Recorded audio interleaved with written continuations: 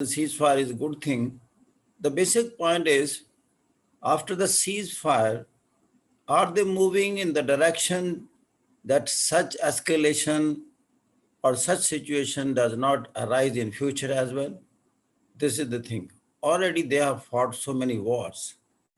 There have been conflicts even more harsh than what was now we have observed.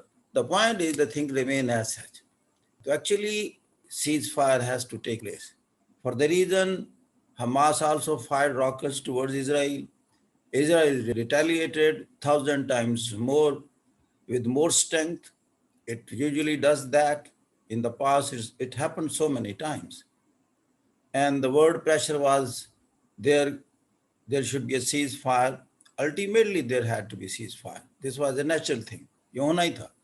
तो अभी कोई किसी की जीत नहीं है. ये नहीं क्या कोई क्या जीत है. उन्होंने 7 इजरायली मार दिए, उन्होंने 700 फलस्तीनी मार दिए. बताएं व्हाट्स द रिजल्ट? नथिंग. जैसे हम बात करते हैं कि अभी जो बड़ी पावर्स हैं वो इसको जनरल असेंबली के लेवल पर वर्ल्ड कंसेंसस के हवाले से जो इवन रेजोल्यूशन पास हो गई हैं सिक्योरिटी काउंसिल की, अभी ये इजराइल और यूनाइटेड स्टेट्स उनको इम्प्लीमेंट करने की पोजीशन में नहीं है. सक्सेस स्टोरी उस दिन स्टार्ट होगी जब already passed resolutions about Israel and Palestine are implemented in letter and spirit. There is no talk about that. बात तो वो है, यानी जब तक कॉन्फ्लिक्ट इंटैक्ट रहता है, ये तो एक वक्त सीज फायर हुई है फॉर द टाइम बीइंग. तो असल इशू ये है कि इशू क्या है और इसका जो हल दुनिया ने ढूंढा हुआ 2 स्टेट सोल्यूशन कि उसके बारे में गुफ्तगू शनीद हो, पॉजिटिव आगे बढ़े. तरफैन जो हैं इनके अभी कन्वर्जेंस नहीं है और एक पॉइंट पर. कॉन्फ्लिक्ट का रेजोल्यूशन उस वक्त होता है जब जो तरफैन है both side they converge on one point. They don't converge on one point. I tell you, Hamas Hezbollah जैसे इस्लामिक जात वाली जो तंजीमें ये इसराइल को तस्लीम करने को तैयार नहीं. इसराइल इन्हें सॉवरेन स्टेट बनाने की इजाज़त नहीं दे रहा. ये है बेसिक कॉन्फ्लिक्ट. इसीलिए मैंने कहा था मुझे लगता है ये वो वाहिद अनफॉर्चुनेट एक इशू है दुनिया का, या one of the big issues जहाँ ह्यूमैनिटी की सफरिंग इन्वॉल्व है. ये अभी नियर फ्यूचर में हल होता नज़र नहीं आता और इसके विक्टिम और ज़्यादा होंगे, या और कैजुअलिटीज़ लेगा.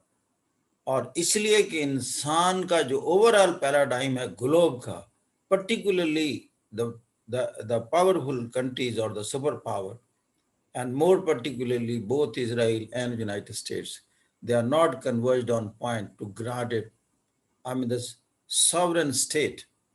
और उसमें फिर तीसरा एलिमेंट होता है जो PLO को भी मंजूर नहीं है, वो ये है कि वो ईस्ट यरूशलेम जिसमें अल कुद्स है उसको वो अपना कैपिटल बनाना चाहता है, जबकि इजराइल वो कैपिटल उनको रिटर्न करने को तैयार नहीं है.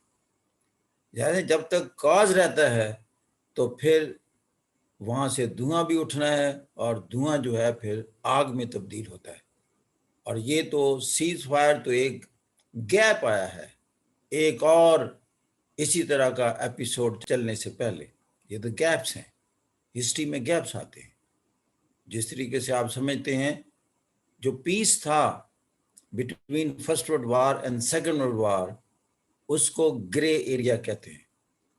उसमें तैयारी हो रही होती है to have another big round. Unfortunate lessons हैं ये हिस्ट्री के, इसलिए कि इस तरह की चीज़ें ये हक़ाइक़ पर मबनी है.